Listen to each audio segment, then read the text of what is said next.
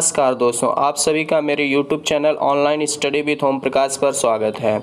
आज हम सब संविधान के मोस्ट इम्पॉर्टेंट टॉपिक मौलिक अधिकार को कवर करने वाले हैं, जो सभी प्रतियोगी परीक्षाओं में बार बार पूछे जाते हैं। अगर आपको ये वीडियो पसंद आता है और आपको हेल्पफुल लगता है तो प्लीज़ चैनल को लाइक और सब्सक्राइब करें और बेल आइकन को प्रेस करना ना भूलें, जिससे मेरे आने वाली सभी वीडियो का नोटिफिकेशन आपको मिलता रहे। और आप सब मुझसे टेलीग्राम पर जुड़ सकते हैं। टेलीग्राम पर आपको सर्च करना होगा ऑनलाइन स्टडी विद ओम प्रकाश, और फिर उसके बाद आप लोग वहाँ पे मुझसे जुड़ सकते हैं। ठीक है, वीडियो को पूरा देखिए और आपको फिर उसके बाद कभी भी मौलिक अधिकार से जुड़े प्रश्न कभी परीक्षाओं में नहीं छूटेंगे। तो चलिए आज का शुरू करते हैं टॉपिक।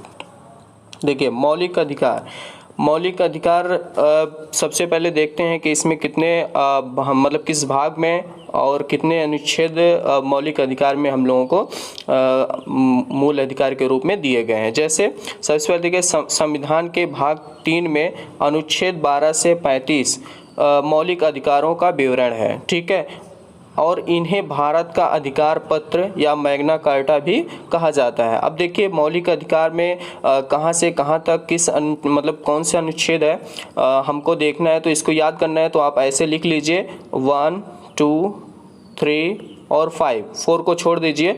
और उसके बाद देखिए, यहाँ आप इसको मिला लीजिए, 2-2 का पेयर बना लीजिए, और उसके बाद आपको पता चल जाएगा कि ये किस अनुच्छेद से किस अनुच्छेद तक मौलिक अधिकार है, 12 से 35। ठीक है, फिर उसके बाद अब देखिए, इसमें जो है वर्तमान संविधान में संविधान के तहत नागरिकों को 6 मौलिक अधिकार प्रदान किए गए हैं, जिनका विवरण नीचे दिया गया है। इसको हम लोग देखते हैं। सबसे पहले एक शॉर्ट नोट में देखिए, सबसे पहले इधर अनुच्छेद है 14 से 18, 19 से 22, फिर 23 से 24, 25 से 28 और फिर उसको 29 से 30 और फिर 32। अब देखिए, यहाँ पे हम लोगों को देखना है कि इस अनुच्छेद के अंतर्गत जो है कौन कौन सा अधिकार है। तो देखिए 14 से 18, ठीक है, 14 से 18 तक जो है समानता का अधिकार है।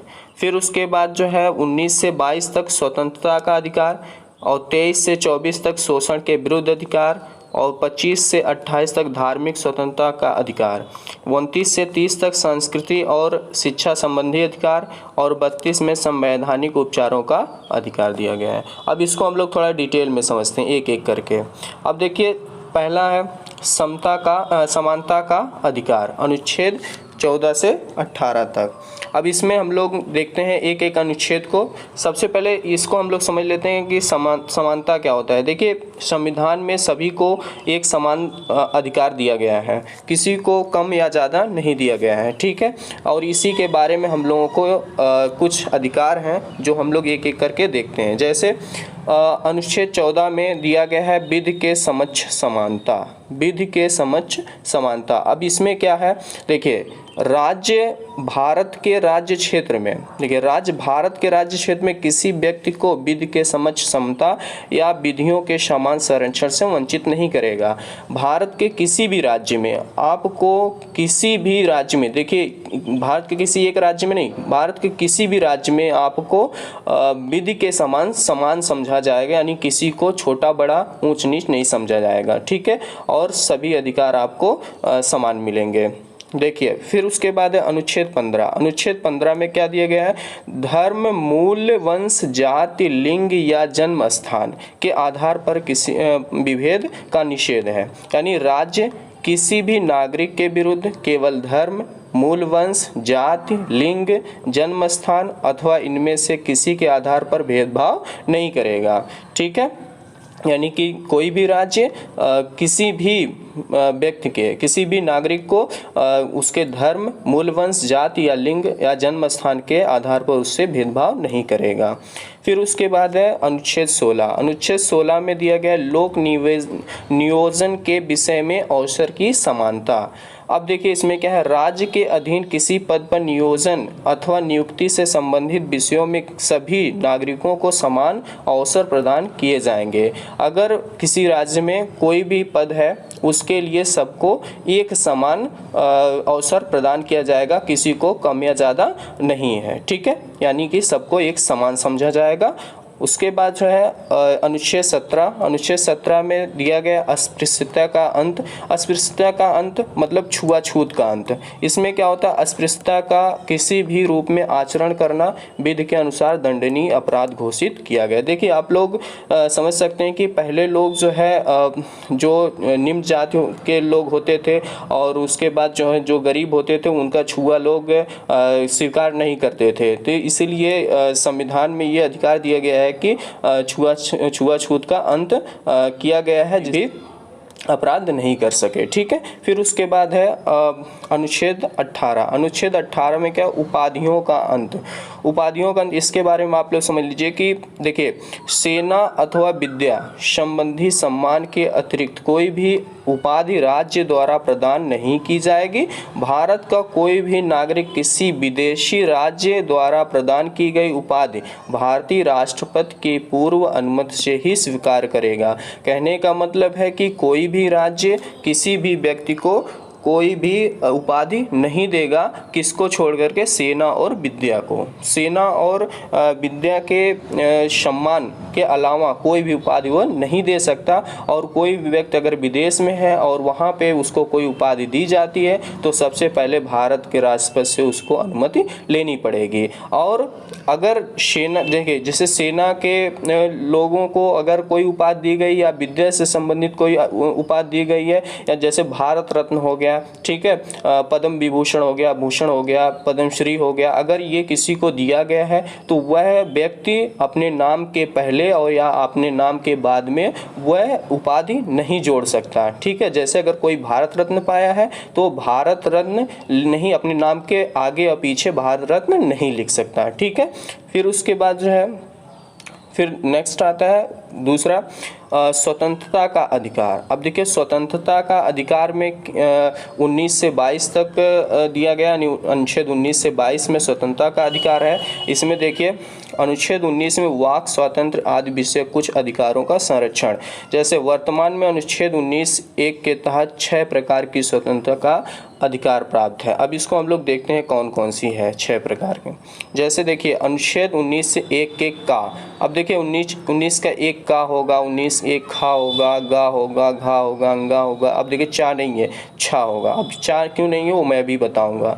देखिए अनुच्छेद 19(1) का में वाक और अभिव्यक्ति की स्वतंत्रता। वाक मतलब बोलने की स्वतंत्रता, और वो अपने बातों को किसी के सामने आसानी से मतलब उसको कहने की स्वतंत्रता है। ठीक है, और इसी में प्रेस की स्वतंत्रता भी आती है। और उसके बाद अनुच्छेद 19(1) के खा में शांतिपूर्ण बिना हथियारों के सम्मेलन करने की स्वतंत्रता, और 19(1) गा में संघ या समिति बनाने की स्वतंत्रता, और 19(1) घा में भारत के राज्य क्षेत्र में बिना बाधा के घूमने की स्वतंत्रता, और फिर 19(1) में भारत के राज्य क्षेत्र के किसी भी भाग में निवास करने या बस जाने की स्वतंत्रता, और उसका अनुच्छेद 19(1) के छा में जीविका चलाने हेतु व्यवसाय या व्यापार करने की स्वतंत्रता। अब इसको देखिए याद करना बहुत आसान है। इसको देखिए मैं एक ट्रिक बता रहा हूँ आप लोगों को, इसको आप आसानी से याद कर सकते हैं। देखिए अब यहाँ से आप लोग ऐसे एक सीरीज में याद कर लीजिएगा 19(1) का, खा, गा, घा, ङा, चा हटा दीजिएगा और छा, और उसके बाद इधर आप देखिएगा, इसको ट्रिक देखिए। जैसे इसमें दिया है वाक मतलब बोलने, यानी बोलने की स्वतंत्रता। अब देखिए पहला जो है बोलने की स्वतंत्रता है, और बोलने की स्वतंत्रता में एक चीज़ ध्यान दीजिएगा, आपका बोलना तभी तक जायज़ होगा जब तक सामने वाले को समस्या ना हो। अगर आप किसी को गाली देते हो तो ऐसा नहीं कि आपको ये ऐसे स्वतंत्रता मिली है। ठीक है, आप गाली किसी को नहीं दे सकते हो, आप बोल सकते हो और वो भी सही से। ठीक है, कोई उसमें आप गाली गलौज नहीं कर सकते हो। तो बोलने की स्वतंत्रता है। और उसके बाद देखिए बोलने की स्वतंत्रता, अगर आप बोलोगे तो आपके साथ कोई न कोई होना चाहिए, तभी तो आप किसी के साथ बोलोगे। तो इसका मतलब कि वहाँ पे 2 या 2-4 लोग हो सकते हैं। ठीक है, तो यहाँ पे अब देखिए कोई भी व्यक्ति बोलेगा तो अकेले तो बोलेगा नहीं, वो उसके साथ में एक समूह होगा। ठीक है, यानी कि एक सम्मेलन की स्वतंत्रता है, यानी सम्मेलन बनाने की स्वतंत्रता, यानी सम्मेलन में बोलने की स्वतंत्रता है। ठीक है, यानी शांति, देखिए शांत, वो भी सम्मेलन कैसा होना चाहिए, शांतिपूर्ण बिना हथियारों के सम्मेलन की स्वतंत्रता है। सम्मेलन क्या होता है, जैसे कुछ लोगों को इकट्ठा करके लोग आप जानते भी होंगे, सुने भी होंगे, लोग सम्मेलन करते हैं, ठीक है। कुछ लोग इकट्ठा हो जाते हैं और वो वहाँ पे अपने बातों को लोग कहते हैं, ठीक है, जो कहना चाहते हैं। तो यहाँ पे वही चीज़ देखो, बोलने की स्वतंत्रता और सम्मेलन बनाने की स्वतंत्रता, यानी सम्मेलन की स्वतंत्रता है। तो कोई भी व्यक्ति अकेले बोल नहीं सकता, तो वो क्या करेगा, उसके साथ में कुछ लोग होंगे, तो ये आपका हो गया, ठीक है, यानी सम्मेलन की स्वतंत्रता। फिर उसका देखिए सम्मेलन हो गया, उसके बाद क्या है कि अगर वो व्यक्ति एक संघ या समिति बनाना चाहेगा तो बना सकता है। तो अब जो बोल रहा है उसके साथ में 2-4 लोग होंगे, यानी सम्मेलन की स्वतंत्रता हो गई, और वह जो है संघ या समिति बनाना चाह रहा है तो उसकी स्वतंत्रता हो गई, ठीक है। अब देखिए संघ या समिति बन गई, अगर उस व्यक्ति को अब घूमने को मन कर रहा है, ठीक है, तो वह घूम सकता है, यानी भारत के किसी राज्य क्षेत्र में वो उसको घूमने की स्वतंत्रता है, ठीक है। अब देखिए घूम रहा है, घूमने कोई भी व्यक्ति गया किसी भारत के किसी राज्य में, अगर वहाँ पे कोई भी राज्य का कोई भी क्षेत्र अच्छा लग गया, बहुत उसको पसंद आया, तो वहाँ पे क्या करेगा, वहाँ पे निवास या बस जाने की स्वतंत्रता, वहाँ पे घर बनाकर निवास कर सकता है, ठीक है। अब देखिए अगर कोई भी निवास करेगा कहीं पे, तो वो उसको खाने पीने के लिए कुछ चाहिए, ठीक है। तो अब उसको वहाँ पे क्या करना होगा, उसको कोई न कोई व्यवसाय करना होगा, कोई न कोई व्यापार करना होगा, तो वह वहाँ पे मतलब व्यापार और व्यवसाय करने के लिए स्वतंत्र है, ठीक है। फिर उसके बाद नेक्स्ट अब देखिए यहाँ पे जो चा था उसको थोड़ा सा आप लोग समझ लीजिए कि जो है 44वें संविधान संशोधन अधिनियम 1978 द्वारा संपत्ति के अधिकार अनुच्छेद 19(1) चा और अनुच्छेद 31 को मूल अधिकार की श्रेणी से हटाकर अनुच्छेद 300 का के तहत कानूनी अधिकार में के रूप में शामिल किया गया है। क्योंकि देखिए यहाँ पे जो आप देखे होंगे अंगा के बाद चा नहीं था, छा था, तो वो जो चा था वो संपत्ति को मतलब संपत्ति का अधिकार था, तो उसको जो है निकाल करके अब जो है उसको कानूनी अधिकार के रूप में शामिल किया गया और अनुच्छेद 300 के का में, ठीक है, तो इसलिए उसको निकाल देगा। अब देखिए दूसरा अनुच्छेद 20 में अपराधों के लिए दोष सिद्ध के संबंध में संरक्षण। अब इसमें क्या है जरा हम लोग देखते हैं। देखिए इसमें है इसके अंतर्गत 3 प्रकार की स्वतंत्रता का वर्णन किया गया। कौन कौन सी हो 3 प्रकार की? किसी भी व्यक्ति को अपराध के लिए दोषी तभी माना जाएगा जब वह किसी प्रवृत्ति विधि उस समय लागू का अतिक्रमण करेगा। कहने का मतलब है कि अगर कोई भी व्यक्ति कोई अपराध किया है और उस समय उस अपराध के लिए कोई नियम कानून बनाया गया है तभी वो दोषी माना जाएगा, अन्यथा वो दोषी नहीं माना जाएगा। जैसे कोई मान लीजिए गलती आज किया और कानून जो है कल बनाया गया, ठीक है, उसके बाद बनाया गया और वो उसको उसके बारे में मतलब कानून बाद में बना करके उसको सज़ा दी जाए, ऐसा अधिकार नहीं है, ठीक है। तो यहाँ पे यही है कि कोई भी व्यक्ति जो है वो अगर दोषी तभी माना जाएगा जब उस समय कोई भी नियम उससे रिलेटेड लागू होगा तभी, ठीक है। फिर दूसरा है किसी भी व्यक्ति को एक ही अपराध के लिए एक से अधिक बार दंड नहीं दिया जा सकता, ठीक है। फिर तीसरा अधिकार है किसी व्यक्ति को स्वयं के विरुद्ध गवाही देने के लिए बाध्य नहीं किया जाएगा। कोई भी व्यक्ति अगर गुनाह किया है उसके लिए उसको ये बाध्य नहीं किया जाएगा कि वो अपने के लिए मतलब वो स्वयं के विरुद्ध गवाही दे, ठीक है। फिर उसके बाद है अनुच्छेद 21। अनुच्छेद 21 में क्या है? प्राण एवं दैहिक स्वतंत्रता। अब इसमें क्या है? किसी व्यक्ति को विधि द्वारा स्थापित प्रक्रिया के अतिरिक्त उसके प्राण या दैहिक स्वतंत्रता के अधिकार से वंचित नहीं किया जाएगा। अब इसमें देखिए सर्वोच्च न्यायालय द्वारा मेनका गांधी बनाम भारत संघ मामले में अनुच्छेद 21 के तहत निम्न अधिकारों की घोषणा की गई है। अब कौन कौन से अधिकार इसमें हैं? जैसे देखिए गरिमापूर्ण जीवन का अधिकार, कोई भी व्यक्ति है उसके लिए उसको गरिमापूर्ण जीवन जीने का अधिकार प्राप्त है। उसको स्वच्छ पर्यावरण चाहिए, यानी कि वो गंदगी भरे पर्यावरण में निवास नहीं कर सकते, यानी उसको ये अधिकार है कि वह स्वच्छ पर्यावरण में अपना निवास करे, ठीक है। जीवन रक्षा का अधिकार है, निजता का अधिकार, प्राइवेसी का अधिकार है, स्वास्थ्य का अधिकार है, निःशुल्क कानूनी सहायता का अधिकार है, त्वरित सुनवाई का अधिकार है, सूचना का अधिकार और सार्वजनिक फांसी के विरुद्ध अधिकार। इतनी प्रकार की स्वतंत्रता इसमें दी गई है, ठीक है। फिर अनुच्छेद 21 का, अब देखो वहाँ पे 21 था, अब यहाँ पे 21 का है। इसमें क्या है? शिक्षा का अधिकार, ठीक है। इसमें राज्य द्वारा 6 से 14 वर्ष की आयु वर्ग के सभी बच्चों को निःशुल्क एवं अनिवार्य शिक्षा उपलब्ध कराई जाएगी। अब इसमें देखिए 86वें संविधान संशोधन अधिनियम 2002 के द्वारा अनुच्छेद 21 का के तहत 6 से 14 वर्ष तक की आयु के सभी बच्चों को निःशुल्क और अनिवार्य शिक्षा मौलिक अधिकार का दर्जा प्रदान किया गया है। ठीक है, पहले मौलिक अधिकार के रूप में नहीं था, लेकिन 86वें संविधान संशोधन अधिनियम 2002 के तहत इसको मौलिक अधिकार में शामिल कर दिया गया है। ठीक है, अब है अनुच्छेद 22। अनुच्छेद 22 में क्या, कुछ दशाओं में गिरफ्तारी और निरोध से संरक्षण। अब इसमें क्या है, किसी गिरफ्तार व्यक्ति को ये अधिकार प्राप्त है। कौन कौन से अधिकार प्राप्त है, उसे गिरफ्तारी के कारणों से अवगत कराया जाए। अगर कोई किसी भी व्यक्ति को कोई गिरफ्तार करता है तो उसको सबसे पहले उसको ये अवगत कराया जाएगा कि आपको क्यों गिरफ्तार किया जा रहा है। फिर उसके बाद है उसे 24 घंटे के अंदर यात्रा के समय को छोड़ करके, अगर मान लीजिए कोई भी व्यक्ति दूर कहीं कोई भी किसी को गिरफ्तार किया गया है और उसको लाने में 1 दिन 2 दिन लग जाते हैं तो वो समय नहीं जोड़ा जाएगा। ठीक है, यानी कि यात्रा के समय को निकाल करके 24 घंटे के अंदर ही उसको मजिस्ट्रेट के सामने पेश किया जाता है। ठीक है, ये अधिकार उसको दिया गया है। फिर क्या है, तीसरा जो है शोषण के विरुद्ध अधिकार। इसमें क्या है, 23 से 24, अनुच्छेद 23 से 24 में शोषण के विरुद्ध अधिकार है। इसमें हम लोग देखते हैं एक एक करके। अनुच्छेद 23 के तहत जो है मानव के दुर्व्यापार या बलात्श्रम को प्रतिबंधित किया गया। किसी भी व्यक्ति को जबरदस्ती कोई श्रम आप उससे नहीं करवा सकते हो। ठीक है, तो ये अधिकार आपको संविधान में अनुच्छेद 23 के अंतर्गत दिया गया है। और अनुच्छेद 24 में कारखानों, खान अथवा जोखिम वाले कार्यों में 14 वर्ष से कम आयु वर्ग के बच्चों को नियोजन का प्रतिषेध किया गया है।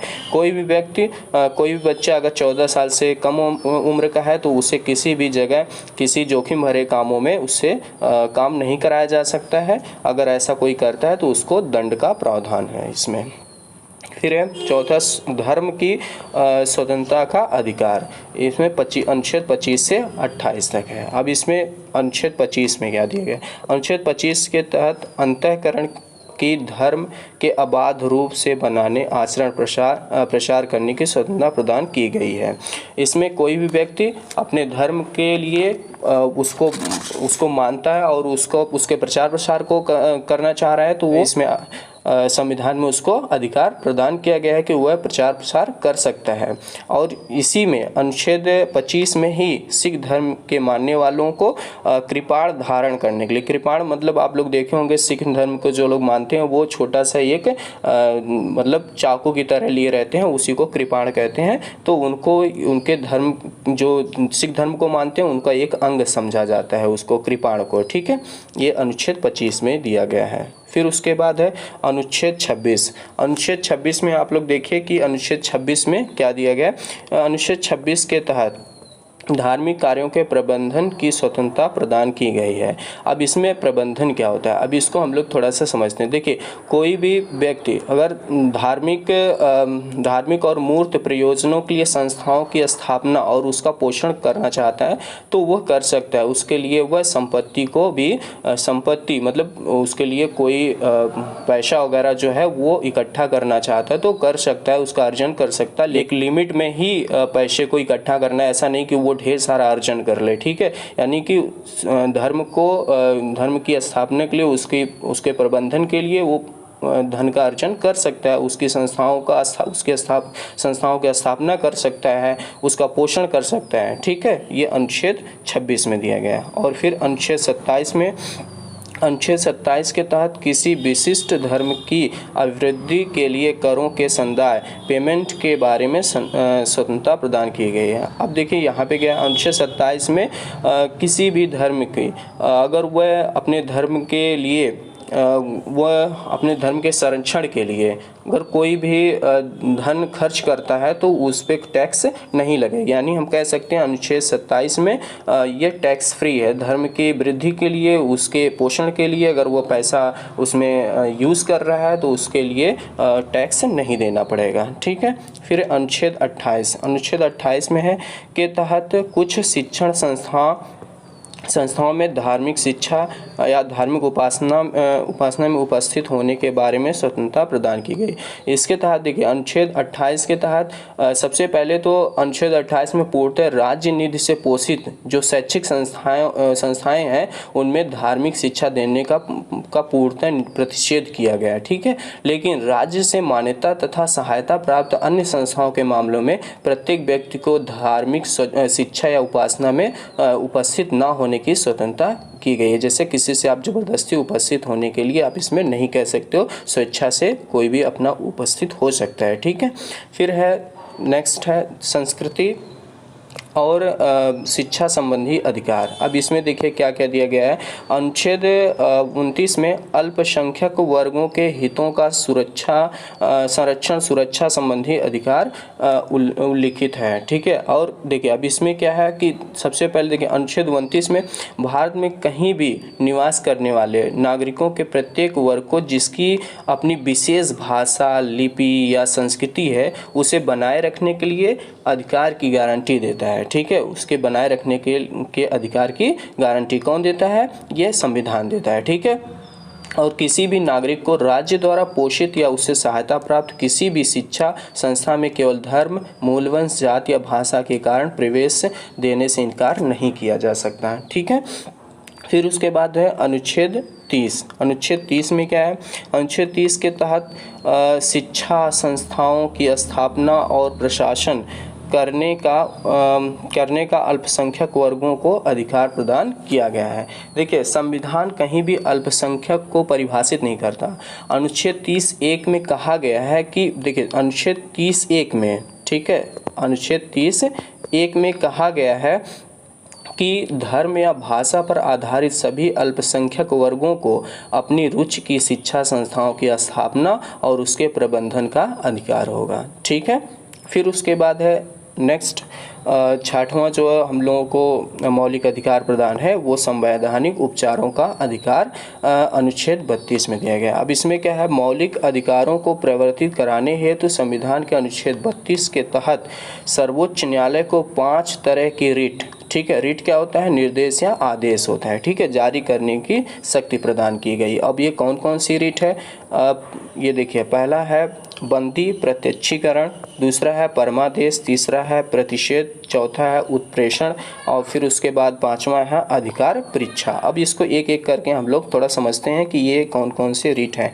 पहला है बंदी प्रत्यक्षीकरण। बंदी प्रत्यक्षीकरण किसको कहते हैं? देखिए बंदी प्रत्यक्षीकरण में क्या होता है? न्यायालय द्वारा यह आदेश बंदी व्यक्ति की प्रार्थना पर उसे बंदी बनाने वाले अधिकारी को जारी किया जाता है कि वह बंदी बनाए गए व्यक्ति को संबंधित न्यायालय में 24 घंटे के भीतर, लेकिन यहाँ पे भी यात्रा के समय को छोड़ करके, ठीक है, उपस्थित करें, जिससे उसको बंदी बनाए जाने के कारणों की वैधता पर विचार किया जा सके, ठीक है। इसलिए जो है इसमें ये बंदी प्रत्यक्षीकरण रिट जारी किया जाता है। दूसरा है परमादेश। अब देखिए परमादेश क्या होता है? जब कोई पदाधिकारी अपने सार्वजनिक कर्तव्यों का निर्वहन नहीं करता है, जब कोई पदाधिकारी अपने सार्वजनिक कर्तव्यों का निर्वहन नहीं करता है तो न्यायालय द्वारा परमादेश जारी करके संबंधित पदाधिकारी को उसके कर्तव्यों के पालन का आदेश दिया जाता है, ठीक है, जो है ये दूसरे परमादेश में। फिर उसके बाद है नेक्स्ट है प्रतिषेध। अब देखिए प्रतिषेध क्या होता है? सर्वोच्च न्यायालय और उच्च न्यायालयों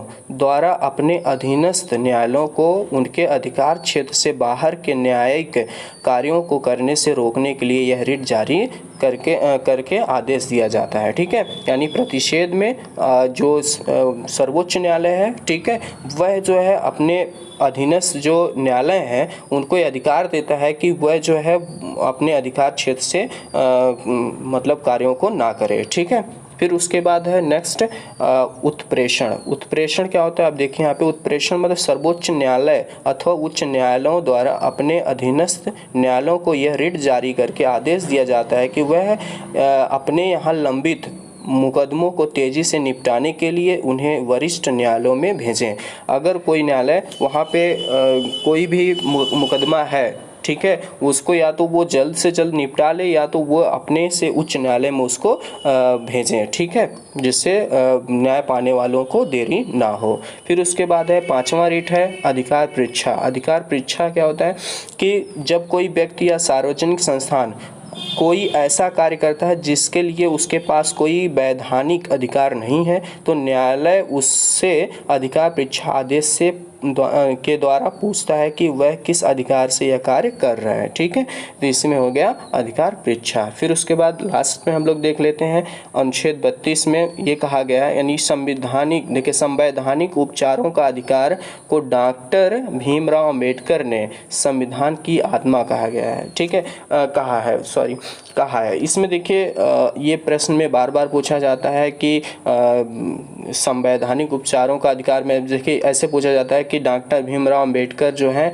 वो किस अनुच्छेद को संविधान की आत्मा कहे हैं, तो आपको लगाना होगा अनुच्छेद 32। ठीक है, तो ये आप लोग याद रखिएगा। आज का बस इतना ही। अगर आपको ये वीडियो पसंद आया हो और आपको हेल्पफुल लगता है तो ये अपने दोस्तों में भी शेयर करें, और इससे रिलेटेड कोई भी समस्या अगर आपको आई हो या कोई भी चीज़ आपको समझ में ना आया हो तो आप कमेंट करके पूछ सकते हैं। ठीक है, अगर मुझसे टेलीग्राम पे जुड़ना चाहते हैं तो टेलीग्राम पे आप online study with Om Prakash search करके जुड़ सकते हैं।